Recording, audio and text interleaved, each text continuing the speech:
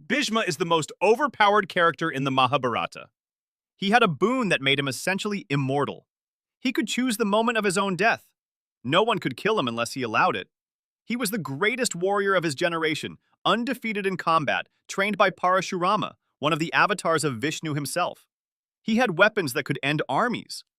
And yet, this invincible man spent his entire life watching everything fall apart around him, unable to act because of a single promise he made when he was young. This is the story of the most powerful man who ever did nothing. When Bhishma was born, his name was Devavrata. He was the crown prince of Hastinapura, heir to the most powerful kingdom in the world. His father was King Shantanu, and his future was written in gold. Then his father fell in love with Satyavati, a fisherwoman. Satyavati's father had one condition for the marriage. Her sons would inherit the throne, not Devavrata. Any father would have refused. But Shantanu was consumed by desire, and Devavrata saw his father wasting away. So the young prince made the most devastating promise in all of Indian mythology. He renounced the throne forever, not just for himself, but for any children he might ever have. And to make that promise absolute, he took a vow of lifelong celibacy. No wife, no children, no dynasty, no future. He gave up everything so his father could marry a fisherwoman. The heavens trembled at the enormity of this sacrifice. The gods themselves called it Bhishma, the terrible oath. And from that day forward, Devavrata was known only as Bhishma. His reward was the boon of Icha Mrityu, death by his own will alone. The universe itself acknowledged that a sacrifice this total deserved something in return. But here is the cruel irony. That boon, that incredible power became his prison. Because Bhishma could not die, he had to watch. He watched Satyavati's sons die young without capable heirs. He watched as Hastinapura's throne passed to weaker and weaker hands. He watched Dhritarashtra, a blind king driven by attachment to his sons, make terrible decisions. He watched Duryodhana grow into a tyrant consumed by jealousy. He watched the Pandavas be cheated, humiliated, and exiled. He watched Draupadi be dragged into court by her hair. He watched them try to strip her, and he sat there.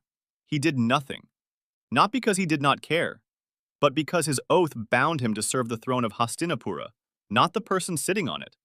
He had sworn to protect the kingdom, and the kingdom's king had sanctioned these acts.